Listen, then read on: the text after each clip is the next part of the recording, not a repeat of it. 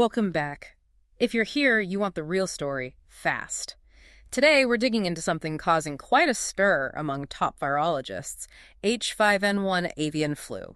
That's right. We're looking at warnings from the Global Virus Network experts from, over 40 countries. Exactly. And they've published some serious concerns, particularly in the Lancet Regional Health Americas. So our goal today is to really unpack that, cut through the noise. But what you need to know. We'll hit the current spread, the risks they see, and importantly, what they think needs to happen next. Okay, let's jump in. The big picture is, alarm. These scientists are worried. And for people who might get it, what does it look like, the symptoms? Typical flu-like things, often severe, coughing, aches, serious fatigue. It can escalate to pneumonia. Right. But the thing that's really got GVN scientists on edge now, it's these sporadic human cases in the U.S. People getting sick with no known contact with infected animals. Known contact. That sounds different. Significant, maybe. It is potentially very significant. It raises that uncomfortable question. Is the virus changing, adapting to spread between humans? And remember, this virus is, everywhere.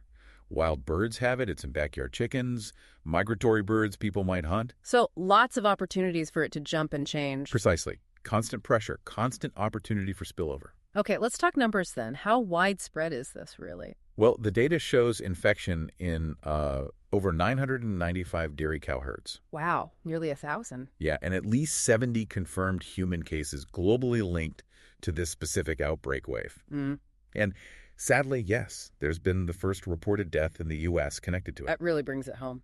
It does. And Dr. Vermund, one of the key voices here, points out it's this combination of virus hitting both animals and people, plus these new genetic tweaks they're seeing. Genetic tweaks, like mutations. Exactly. Changes in its genetic code. It makes acting now proactively really critical. Yep. They can't just wait and see. And where are we seeing this geographically? Is it contained?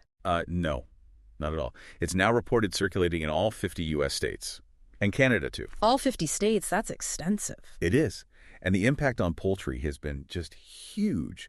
Over 168 million birds lost or culled in the U.S. alone since 2022. Just staggering numbers. But to be clear, it's not spreading easily person to person yet. Correct. No documented sustained human-to-human transmission. Right. That's key. But the experts warn, look, viruses mutate. That's what they do. Right. So mutation could make it possible, or, someone could theoretically get infected with both the human flu and this avian flu at the same time. And they could mix, like recombine. That's the concern. A mixing event that creates a new dangerous strain. It's a known risk with flu viruses. Okay, so the potential is there. The concern is high. What are these virologists actually urging? What's the action plan? It's pretty comprehensive. Yeah. First up, massive continuous monitoring in animals. What does that involve? Testing milk from dairy cows, testing wastewater, which can pick up community spread, and really importantly, testing people who work closely with animals, farm workers, vets. So try and catch any changes early before it becomes a bigger problem for humans. Exactly. An early warning system, basically. They also want much faster sharing of genomic data, like the virus's genetic blueprint. Globally. Yes, globally. So everyone can see how it's changing in near real time. And then there's the basic stuff, biosecurity. Like masks and cleaning. Personal protective equipment, masks, gloves, eye protection, absolutely. And really strict cleaning protocols on farms. Basic, but crucial. Makes sense. What about protecting the workers directly, the ones on the front lines with these animals? Good point. They're pushing for easy access to self-tests for farm workers, like rapid tests they can do themselves, and making sure these workers can actually get health care if they need it. Plus, more funding, especially for areas hit hardest. And predicting the future. Any tech involved. Yeah, they want investment in ways to predict how risky a new flu strain might be just by looking at its genes. Using computational tools, maybe AI. Trying to get ahead of it. And Yeah. vaccines, that's always the big question. Absolutely central. Develop and be ready to quickly make vaccines for both people and animals. For animals too. Interesting. Yes, controlling it in animals is key to reducing human risk. And they need clinical studies, ongoing testing potential drugs, seeing how well current or new vaccines work against the latest versions of the virus. I remember seeing some specific points mentioned too. Elise Stackler talking about a robust nationwide monitoring system. Right, and emphasizing getting farm worker trust and buy-in. You can have a system, but if people don't trust it or participate, it doesn't work. True. And Dr. Brichot mentioned community involvement for vaccines? Yeah, community-driven strategies. If vaccines are needed, How do you roll them out effectively? You involve the community. His overall message, and really the GVN's message, is about heightened vigilance and collaboration, everyone working together, watching closely. Okay, so wrapping this up, the main takeaway seems pretty clear. The world's leading virus experts are genuinely concerned.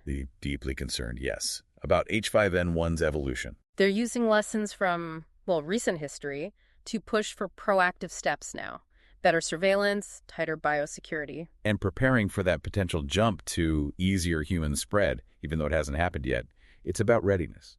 Vigilance and action seem to be the key words. Absolutely. No time for complacency. So it leaves you with a question, doesn't it? Thinking about how quickly viruses can change and how connected we all are, what role do you think global teamwork really plays in heading off the next big health crisis? Something to chew on. Definitely. Hopefully this deep dive gave you a clearer picture of the H5N1 situation and why the experts are sounding the alarm. You've got the core information now, a solid base if you want to follow the story further.